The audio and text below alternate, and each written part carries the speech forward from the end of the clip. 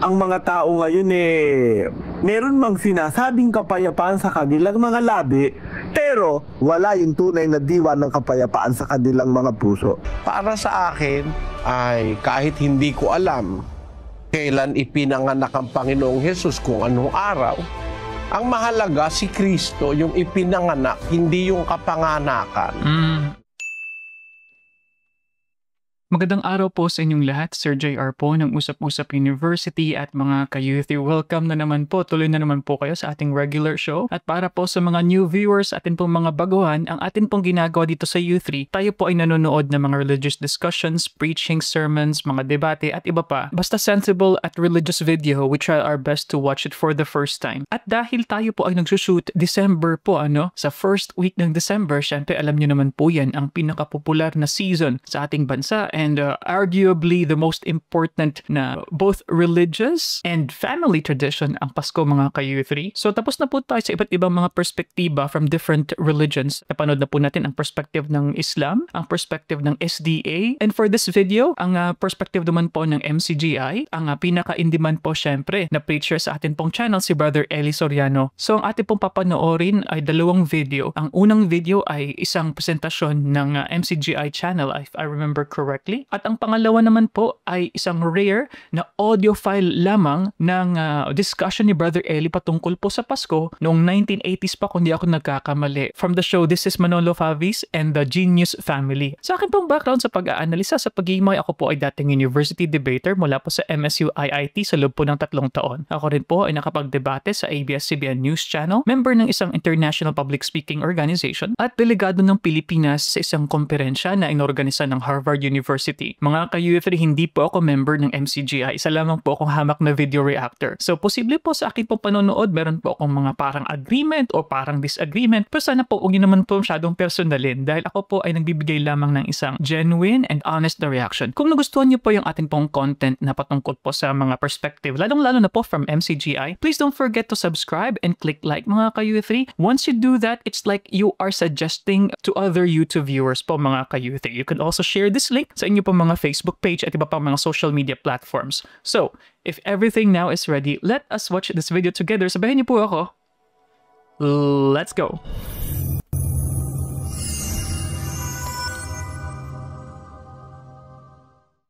Bakit daw ipinagdiriwang ang Pasko? Basahin natin yung Catholic Encyclopedia. Talaga bang merong Pasko? O ano ang sabi ng mga Katoliko tungkol sa Pasko na kanilang ipinagdiriwang? Ito po ay mismong libro na ng Iglesia Katolika nagsasabi, yung Catholic Encyclopedia. Sila ang gumawa nito, hindi po kami. Ano ang sabi diyan, kapatid na Luz?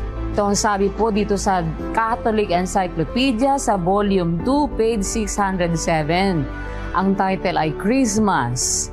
The feast of the Savior's birth is called Christmas, the Mass of Christ. It is celebrated on December 25 and is one of the main feasts of the liturgical year. The actual date of the Lord's birth is unknown, and its commemoration was generally included in the Feast of the Manifestations or Epiphany, January 6, during the first 3 centuries of the Christian era. History. In about the year 330, however, the Church in Rome definitely assigned December 25 for the celebration in order to honor Christ, the light of the world and the true Son of Justice. Tingnan nyo yan, mga kapatid, imbento na naman yan, yung Christmas na yan. Ang sabi nila sa kanilang aklat, the actual date of the Lord's birth is unknown. Walang nakakaalam daw, sabi nila, ng eksaktong araw ng pagkapanganak ni Kristo. Kaya nung mga unang kasaysayan ng Katoliko, ipinagdiriwang nila yan sa Epiphany, na kung ipagdiwang Enero 6. Pero noong anyo 330, however, 330. the Church in Rome definitely assigned December 25 for the celebration. ang iglesia sa Roma ay itinakda nila ang wika yung Disyembre 25 para ipagdiwang yung Pasko o yung Misa ni Cristo.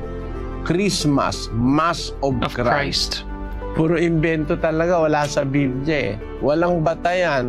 Hindi naman pwedeng si Kristo ipanganak ng December 25, mga kababayan.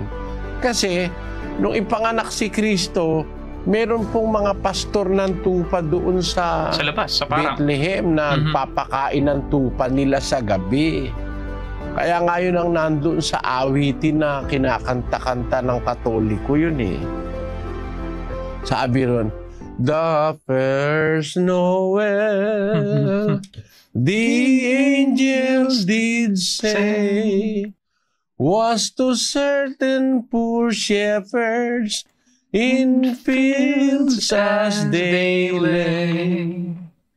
In fields where they lay in keeping their sheep. Yon, tama yun eh. Meron talagang mga tupa doon sa bukid, pinapastor nung mga pastor, pinagpupuyatan sa gabi. Nung gabi na yun, ipinanganak si Kristo. Basahin natin sa 2:7 ng Lucas. At kanyang ipinanganak ang panganay niyang anak na lalaki, at ito'y binalot niya ng mga lampin, at inihiga sa isang pasabsaban, sapagkat wala ng lugar para sa kanila sa tuluyan. At may mga pastor ng tupa sa lupain ding yaon na nangasa parang, na pinagpupuyatan sa gabi ang kanilang kawan.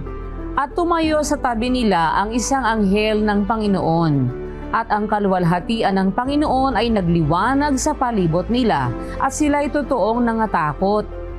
At sinabi sa kanila ng anghel, huwag kayong mga takot, sapagkat narito, dinadalhan ko kayo ng mabubuting balita ng malaking kagalakan na siyang sasabuong bayan. Sapagkat ipinanganak sa inyo ngayon sa bayan ni David ang isang tagapagligtas, na siya ang Kristo, ang Panginoon. Nakita nyo, nung ipanganak si Kristo, ibinalita nung anghel na naipanganak na siya nung gabi na yon. Ang pinagbalitaan yung mga pastor na nasa parang na nagpupuyat na yung kanilang mga tupa ay pinakakain. Okay, before we continue, pasensya na po sa mga viewers po natin. Huwag po kayong magalit if pinapause po natin yung video. Ganun po talaga sa isang reaction video. Pero gusto ko lang po ipag-alam sa mga viewers natin na meron na po tayong past pa po na video reaction sa mga videos ni Brother Eli patungkol po sa Pasko. If I'm not mistaken, ito parang part 3 na po yata ito. So sana po mapanood niyo po. We'll be putting the link of the video, of course, dyan po sa description ng video or there, no, yung sa may I button dyan. Pwede nyo rin pong i-click para po sa other suggested na related videos dahil part 3 na nga po ito, as it is with the past video reactions po last year at nung isang taon pa, no? Historically po, hindi po talaga matukoy-tukoy kung kailan po ang actual na date of birth ni Jesus Christ. And while traditionally we're celebrating it during winter time, no, lalo na po sa mga panahon na may 4 seasons, but because of the biblical references naman din po, no, yung mga pastor ng tupa sa lupain din yaon na nangasa parang. So it's very unlikely po na ito po ay deep winter, for example, dahil nga po yung mga kanilang tupa ay nilalabas nila, so hindi po yan basta-basta nilalabas kapag winter, obviously, mga ka-U3. So liban pa po sa perspective ng MCGI, maging ang mga iba din po ng mga religions ng atin po mga tinalakay like SDA and also Islam, ganun din po ang perspective na hindi nga po ito historically accurate and ang araw mismo ng December 25. But then again, for others, they would be saying na of course it was kumbaga assigned only with that particular date, yun nga nung 330 AD. This remains to be a non-historical tradition, but still it's in the idea of commemoration of the birth of Jesus Christ. And for others, of course, they will be arguing that we have to maintain such religious tradition. Marami din sa mga Pilipino ang honestly hindi naman tumitingin sa Christmas as isang religious talaga na event. Although, yun nga, sinasabi ni Jose Marichan, it's the love we have for Jesus. Pero mga kayuti, kadalasan sa ating mga kababayan, tinuturing lamang ito na family tradition. Isang papanahon para mag-get together, yung mag-reunion, magsama-sama yung mga magkakaibigan, pag-uwi ng ating mga OFW. So sa aking perspective po ay mas lumalamang yung pagiging commercial nito, yung pagiging traditional nito instead of religious, mga ka-youth. Parang O paano magiging Disyembre yan? Samantalang pagka Disyembre, tinanin niyo ang itsura ng Bethlehem kung saan pinanganak si Kristo. Pagka Disyembre, Nobyembre pa lang, umuulan na ng yelo dun sa Bethlehem. Pagka po Disyembre, ay makapal na ang yelo dun. Mga kapatid, makapal na yelo. Pwede ba naman na si Kristo ipanganak ng Disyembre na makapalang yelo, yung mga tupa nandun sa bukid? Ano kakainin nun? Puro yelo. At saka yung mga pastor. Sinong pastor ang magtiyatiyaga sa gabi na ilalabas niya yung kanyang kawan ng tupa? Puro yelo yung pupuntahan nila. Hindi naman kumakain ng yelo yung mga... At saka napakahirap naman sa yata nung nasa gitna ka ng katakot-takot na yelo. Gabi, hindi mangyayari yan sa Disyembre. Wala pong possibility na si Kristo pinanganak ng Disyembre, mga kababayan. Yung pagdiriwang ng birthday daw ni Kristo, Disyembre, mali po yan. Manapa, sang-ayon po sa mga nagsuri sa kasaysayan at saka sa Biblia, sa mga scholar, si Kristo ipinanganak na maaaring Setyembre, katapusan ng Setyembre o unang linggo ng Oktubre. Yan po, wala pang yelo noon. Ayon. Yan po ang sabi ng mga nag-aral. Pero para sa akin, ay kahit hindi ko alam kailan ipinanganak ang Panginoong Hesus, kung anong araw, ang mahalaga si Kristo, yung ipinanganak, hindi yung kapanganakan. Diba? Hindi mo naman alam. Ang mahalaga sa iyo, yung ipinanganak, si Kristo mismo. Kasi wala nga tayong mababasa sa Biblia kung anong araw at oras Ganun po yun. Kaya yung pagdiriwang ng Pasko, wala po sa Bible yan. Okay, so yan po, dyan po nagtatapos yung unang video natin. Second video naman po, ito ay mula sa audio file lamang, no? Mula sa Philip Moore Channel, kung di ako nagkakamali. Isang recording noong 1980s sa programa nga po ni Manolo Favis and the Genius Family, na kung saan si Brother Eli ay isa sa mga regular na panelist mga ka-U3. So still, about on the idea of Christmas daw po ito. Let's listen to it. Ito ang refleksyon ng kalooban ng Diyos sa langit na gusto ng Diyos matutag sa lupa. Ang nangyayari pinananalangin natin yung Ama namin. Sumasalangit ka, hallowed be thy name. Thy kingdom come, thy will be done on earth as it is in heaven. Yung will ng Diyos o yung kalooban ng Diyos, sa laman ng panalangin Our Father, yan po'y dapat maganap sa lupa. At ang kalooban ng Diyos ay buong nakasulat sa Biblia. Pag ang gagawin po natin kontra sa Biblia, lumalabag tayo sa kalooban ng Diyos. At yan po simbang gabi na preparasyon sa tinatawag na Lenten season o yung Pasko. Yan po lumalabas na preparasyon po simbang gabi sa isang pagdiriwang na hindi sinasangayunan ng Biblia. Maling pagdiriwang na hindi sinasangayunan ng Biblia. Kung pansinin niyo mga kababayan, ang Pasko, maraming mga tila magandang implication ang Pasko. Kaya ako po sinabing tila maganda. Ano ba naman ang masama kung nagdugayan tayo ng kaloob? You exchange gift. Yan walang magsasabi yan masama. Lalo na kung tayo taong talagang mapagbigay sa kapwa. Ano naman ang masama? Kung tapatan ka sa isang gabi ng nagkakaroling at ikaw naman magbigay. Lalo na ngayon maganda ang caroling dahil uso na po ngayon ng karaoke. Ayan. Ano naman ang masama kung halimbawa ang isang tatat na empleyado bigyan ng Christmas bonus ng kanyang mag-employ sa kanya? Ano naman ang masama? Yun ang mga sunod-sunod na katanungan na ang isang inaanak dalawin nung kanyang ninong at magmanot umamin. So magbibigay ng akinaldo. Ayan. Yan ang mga mabubuting bagay na tila mabubuti na daladala ng Pasko. Alam po ba ninyo na may pinanggalingan ang lahat ng bagay na ito ayon sa kanuwanan ng Biblia? Of course. Dito po sa isang talata ng Apokalipsis, bagaman mahaba-haba po ng kaunti itong talata, ganito po ang ating nababasa sa 6:4 ng Apokalipsis. At may lumabas na ibang kabayo, na kabayong mapula. At ang nakasakay dito ay pinagkaloobang mag-ali sa lupa ng kapayapaan upang mangangpatayan sa isa't isa at binigyan siya ng isang malaking tabak. Nakita po ni ng pangitain ni San Juan sa Apokalipsis yung 4 na kabayo sa Apokalipsis, yung tinatawag pong 4 na kabayo at Or horsemen. nakasakay doon yung 4 jinetes de Apokalipsis. Isa po sa mga hineting ito Horsemen. o horseman ay Red. nag-alis ng kapayapaan sa lupa. Okay. Nung maalis na po ang kapayapaan sa lupa, nagtatayan ngayon ang mga tao, bawat isa sa kabila.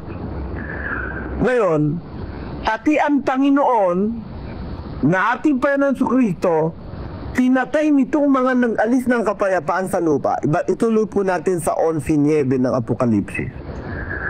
At ang kanilang, ito po.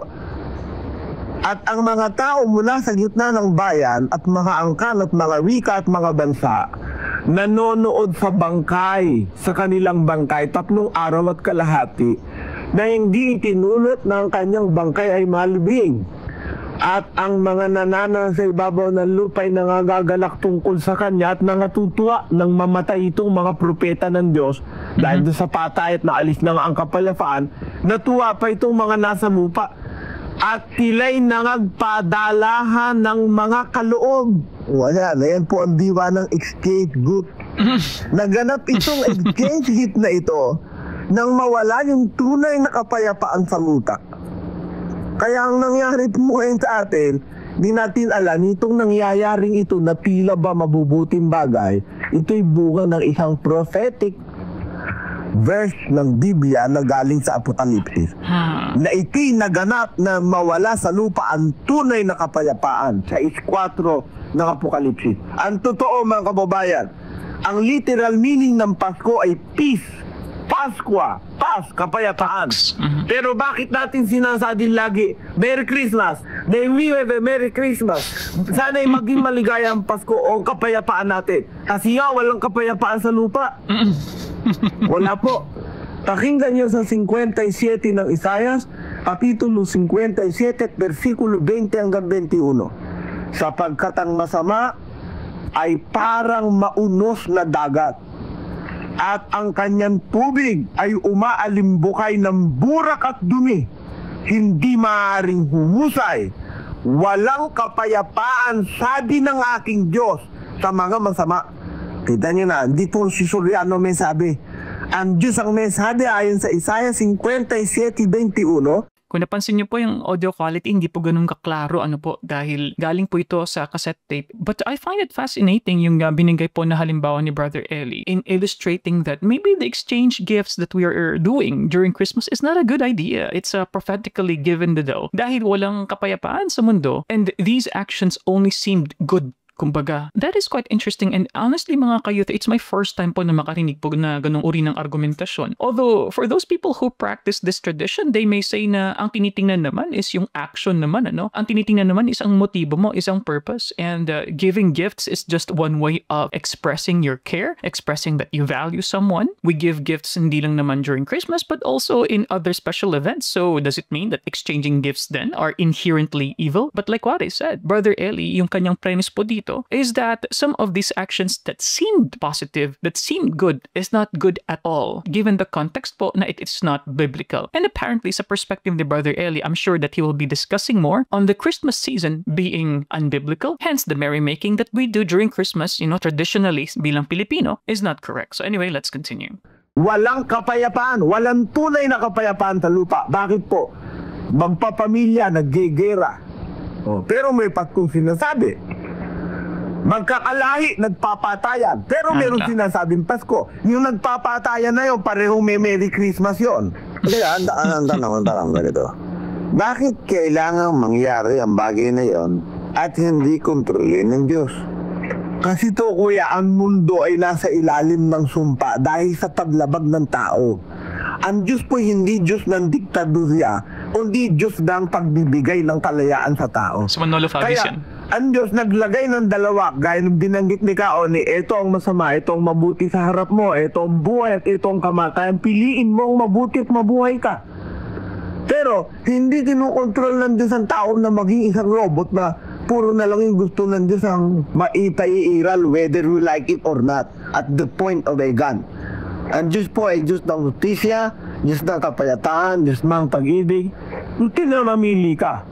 Nangyari po sa tao ngayon ang pinili ay masama na wala ang kapayapaan sa lupa.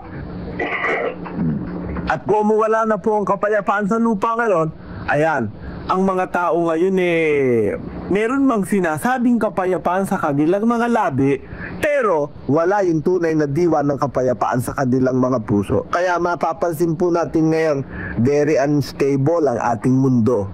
Ang ating mundo, hindi po Pilipinas ang sinasabi ko, ang ating mundo, wala pong kapayapaan. Lagi na lang may gera sa Lebanon, may gera sa Panama. Okay lang ngayon, nagkaroon ng gera sa Panama. Ng pagkukonflict ng ideas ng mga political ideology sa Panama. Miski sa mga bansang komunista ngayon, mapapansin ninyo, mga talagang matatanda ng bansang komunista, nagkakaroon ng ayaw na ng tao sa komunismo doon sa kanilang bansa, gusto nila naman ng demokrasya. Sa mga bansang demokratiko naman, gaya nitong atin, meron naman mga advocates of communism na ang nangyayari ngayon, nagkakaroon ng conflict of ideas, kaya agawan sa kapangyarihan. Yan po ang bunga ng pagkawala sa lupa ng tunay na Pasko o kapayapaan. At ang nahalili nga ngayon na sinasabi natin Pasko, hindi nga tunay na kapayapaan. Sa labi lang, sa salita lang. At ito pa'y ginawa pang commercialized, highly commercialized. Talaga pong punong-puno ang supermarket ng Christmas paraphernalia. Negosyo. Na nawala, natakpan na nung mga commercialism na yon ang tunay na dapat na sanang naging duwa ng Pasko. Matakpan na po ng pag-ibig sa pera. Nagninong na ng 30 para maraming mamanuhan at para maraming makuhang yun. Aguinaldo. Yung iba dyan, ganito. Hindi naman ganun bagay na maging dahilan para maging material. Iyon ay para ipadama. Pati maraming kaibigan hanggat maaari nga, lahat tama. Pero doesn't surely mean na para makapag-rate ng gano'n, no? Hindi. Yung para yung sa mga kaibigan gano'n naman ang katiras. Karamihan po ko yan, ng mga nagiging nini, ng mga pere. Ang tanong naman, hindi naman yung kaya mga mahihirap makaibigan, yung mga may pere. Ang tanong ay ganun at saka wala naman kasi nino mabibigay ng ng bababa, makakaya, no? Ang tama nga ganito. Ilan ba talaga ninong nga kailangan? Kahit ang bibingin lang. Alam niyo po, sa Biblia, walang ninong Wala pang ninong sa Biblia. Godfather, godparents. Nagtataka ka ako pa mga iglesia ni Cristo Sila tutol sa Katoliko, may ninong sila, may ninong din sa kasal. Ang iglesia ni pag ginakataltan ninyo kay Kaonik, doon nag-asawa si Kaonik.